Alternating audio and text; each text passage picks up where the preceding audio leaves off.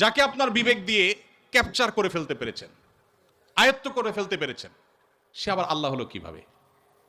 আমাদের কোনো মুসলিম ভাইয়ের মনে প্রশ্ন জাগতে পারে যে অন্য ধর্মাবলম্বীরা আল্লাহর প্রতি ঈমান না আনার কারণে সে জাহান্নামে যাবে কেন? সে তো অনেক ভালো কাজ করেছে। অনেকে প্রশ্ন করে, বিদ্যুৎ যে আবিষ্কার করেছে তার আবিষ্কৃত বিদ্যুতের লাইট দিয়ে কোরআন পড়ে আপনি জান্নাতে যাবেন, আর সে বেঈমান হওয়ার কারণে জান্নাতে যাবে না, কেমন কথা? অনেকে প্রশ্ন করেন না? অনেকে প্রশ্ন করেন।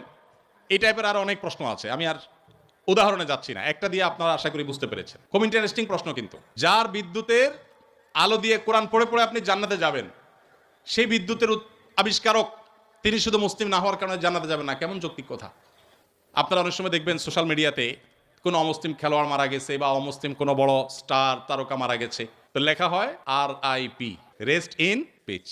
এটা লিখলে হুজুররা বাগড়া বাঁধে। হুজুরদের জ্বালায় আসলে কোথাও থাকার উপায় নাই। তো RIP লেখছে পোলাপান, সেখানে হুজুররা বলে না, জায়েজ নাই, একজন অমুসলিম তাকে কেন আপনি রেস্ট ইন পিচ বা জান্নাতে আরামে ঘুমাও এটা বলতে পারেন?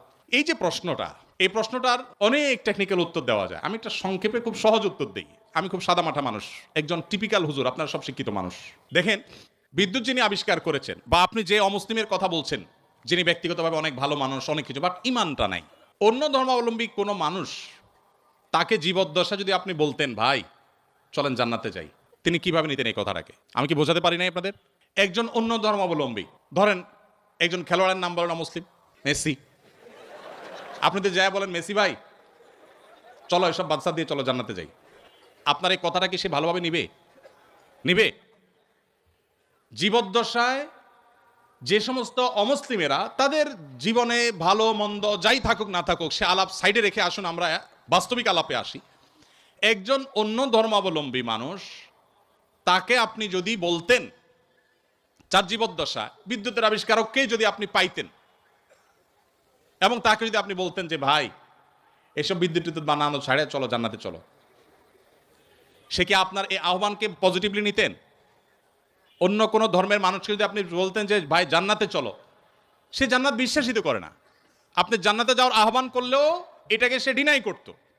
তো জীবদ্দশায় যে লোক জান্নাতে যেতে চাইতো না, মরার পরে আপনি তাকে টেনে যদি জান্নাতে নিতে চান, এটা কি তার প্রতি সুবিচার হবে না অবিচার হবে?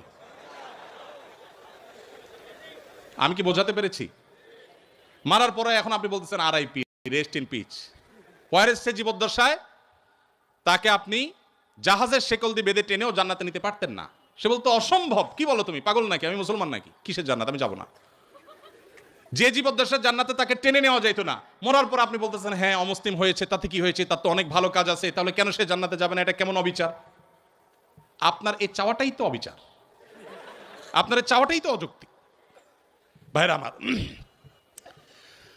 আমরা আল্লাহ সুবহানাহু ওয়া তাআলাকে আমাদের মতো করে ভাবি। আমরা চিন্তা করি একটা মানুষের সব ঠিক আছে, শুধু ঈমানটা একটু নাই, শুধু ঈমানটা নেই, আর সব ঠিক আছে। শুধু ঠিক আছে না, আমাদের মুসলমানদের চাইতে অনেক বেশি ডিসিপ্লিন মেনটেন করে, অনেক মাশাআল্লাহ তাদের আচার আচরণ সুন্দর, পারতপক্ষে কোনো পশুকে কষ্ট দেয় না, যদিও মুসলমানকে বোমা মারে।